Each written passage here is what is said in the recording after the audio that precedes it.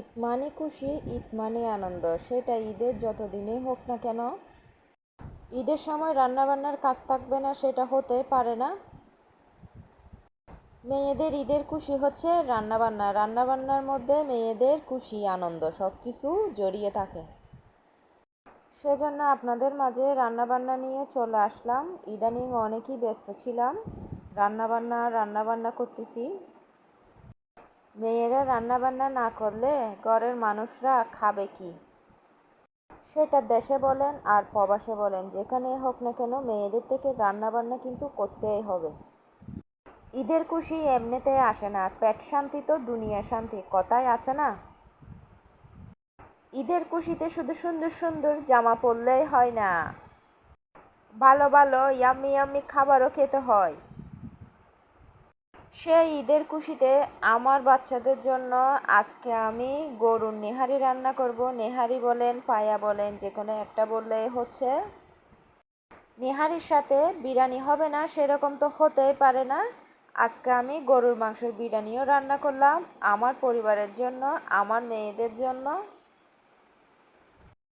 গরুর পায়া রান্না করার জন্য আমি গরুর পায়াগুলো আমি ভালো করে ওয়াশ করে নিছি। তারপর দেওয়া হচ্ছে বিভিন্ন রকমের মশলা, হলুদ মরিচ। প্রবাসে তো অনেক রকমেরই মশলা পাওয়া যায়, মশলাগুলো অনেক সুগেরান। মশলা দেওয়ার আগে আমি গরুর পায়ার পরিমাণ মতো পেঁয়াজ রসুন, তারপর হচ্ছে আদা টমেটো কাঁচামরিচ সেগুলো দিয়ে দিলাম। মশলার সাথে আমি কিন্তু লবণও দিয়ে দিছি। তারপর হচ্ছে তেজপাতা এলাচ সেগুলো তো অবশ্যই থাকবে। তারপরে তেলটা দিয়ে দিলাম, তেলটা দিয়ে ভালো করে মিক্স করে ফেলবো মশলার সাথে পায়াগুলো। গরুর পায়া খেতে কে কে পছন্দ করেন? আমি আমার মেয়েদেরকে পায়া খাওয়ানো শিখেছি। ছাগলের পায়াও কিন্তু আমার মেয়েরা অনেক ইয়াম্মি ইয়াম্মি করে খেয়ে থাকে। পায়া রান্না করতে একটু সময় লাগে। আমি কি করি, পায়া রান্না করার সময় রাত্রে আমি সব কিছু ঠিকঠাক করে রাখি, তারপরে রাত্রে পায়াগুলো সিদ্ধ করে রাখি। তারপরে বিরিয়ানি যদি রান্না করি তাহলে বিরিয়ানির মাংসটাও আমি সিদ্ধ করে রাখি। তারপরে তারপরের দিন আমি পায়ার মধ্যে রসুন তেলা দিয়ে পায়াটা রান্না করে ফেলি, এদিকে বিরিয়ানিটাও রান্না করে ফেলি। কারণ মাংস রান্না করা থাকলে বিরিয়ানি রান্না করতেও কিন্তু তেমন বেশি সময় লাগে না। ভালো না বুদ্ধিটা?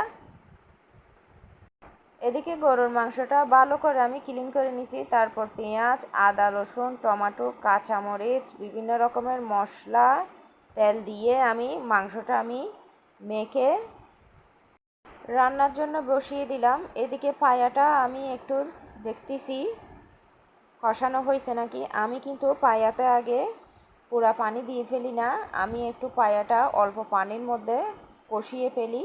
কষানোর মধ্যে কিন্তু অনেক স্বাদ, পায়া লাগতে কিন্তু আমার অনেক কষ্ট হচ্ছে। বাসায় আপনাদের ভাইয়া নেই, একা হাতে আমি কাজ করতেছি, সেজন্য আমার একটু কষ্ট হয়ে যাচ্ছে। আপনাদের ভাইয়া থাকলে একটু হেল্প করে বলতে গেলে একটু নেড়ে দেয় পায়া রান্না করলে, তারপর হচ্ছে পেঁয়াজ কেটে দেয়। আমি পেঁয়াজ একদমই কাটতে পারি না, আমার চোখে পানি চলে আসে পেঁয়াজ কাটলেই। গরুর মাংসটা বলক উঠছে, অনেক সুন্দর একটা স্মেল বের হয়েছে মশলার। রান্না করতে করতে পুরা গরম হয়ে গেলাম, কিচেনটা পুরা গরম হয়ে গেল, পুরা বাসায় গরম হয়ে গেছে রান্না করতে করতে। মজার মজার খাবার খেতে গেলে, পরিবারকে খাওয়াতে গেলে তাইলে কষ্ট তো করতে হবে। বিশেষ করে মেয়ে মানুষদের থেকে কিন্তু রান্নাবান্নার কষ্টটা করতে হয়। কষ্ট না করলেও কিন্তু হয় না, খাবে কি পরিবারের মানুষরা কষ্ট না করলে? গরুর পায়ার মধ্যে আমি বেশি করে পানি দিয়ে দিলাম, বলক উঠতে উঠতে যেন গরুর পায়াটা খুবই তাড়াতাড়ি যেন সিদ্ধ হয়ে যায়।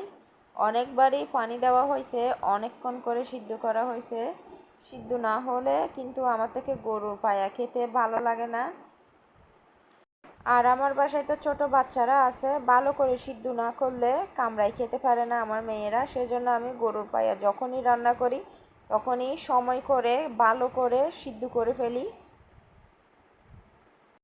এই দেশে তো অনেক রকমেরই রুটি পাওয়া যায়, এক একটা রুটির এক এক রকমের নাম। রুটি দিয়ে গরুর পায়া দিয়ে খেতে কিন্তু সেই দারুণ, সেই দারুণ। শুধু বিরিয়ানির সাথে গরুর পায়া খাবো সেরকম কোনো কথা নেই, রুটি দিয়েও গরুর পায়া অনেক মজা। বিরিয়ানি রান্নার মধ্যে আলু হবে না সেরকম হতেই পারে না। বিরিয়ানি রান্নার জন্য আমি গরুর মাংসর মধ্যে আলু দিয়ে দিলাম। গরুর মাংস অলমোস্ট প্রায় সিদ্ধ হয়ে আসছে, সেজন্য আমি এখন আলুটা দিয়ে দিলাম। আলুটা সিদ্ধ হয়ে গেলে আমি তারপর বিরিয়ানি রান্নার জন্য চালটা দিয়ে দেব। এদিকে আমি চাল কিন্তু ভিজিয়ে রাখছি পানির মধ্যে, বাসমতি চাল। চাল ভিজিয়ে রাখলে খুবই তাড়াতাড়ি বিরিয়ানি হতে সহজ হয়, তারপর হচ্ছে বিরিয়ানির চালগুলো ভাঙে না আর কি, বুঝেন তো। পায়া রান্না কিন্তু আমার শেষ হয়ে গেছে। পায়া রান্নার মধ্যে আমি ধনে পাতাটাও দিয়ে দিলাম, তারপর আমি রসুন তেলা দিয়ে দিছি। পায়া রান্নার মধ্যে রসুন তেলা কে কে দেন? পায়া রান্নার মধ্যে রসুন তেলা তো দিতেই হবে। এদিকে বললাম না ঠান্ডা পানিতে আমি চালটা ভিজিয়ে রাখছি, তারপর চালটা আমি মাংসের মধ্যে আলুর মধ্যে দিয়ে দিলাম। বিরিয়ানি রান্না শুরু। এইভাবে করে ইয়াম্মি ইয়াম্মি করে কে কে বিরিয়ানি রান্না করেন? লোভনীয় খাবার বিরিয়ানি। আমি মনে করি বিরিয়ানি পছন্দ করে না সেরকম কেউ থাকতেই পারে না। বিরিয়ানি খাবারটা সবারই জনপ্রিয় একটা খাবার। অল্প পানির মধ্যে কিছুক্ষণ আমি মাংসের সাথে চালগুলোকে কষিয়ে নিলাম, কষানোর মধ্যে কিন্তু আসল স্বাদ। তারপর আমি বিরিয়ানি রান্নার জন্য বেশি করে পানি দিয়ে দিলাম পরিমাণ মতো, একটু নেড়ে ছেড়ে দিচ্ছি। অনেকেই বিরিয়ানির মধ্যে গরম পানি ইউজ করে, আমিও ইউজ করি। আজকে কিন্তু আমি গরম পানি ইউজ করিনি, ঠান্ডা পানি দিয়েই রান্না করে ফেলবো বিরিয়ানি।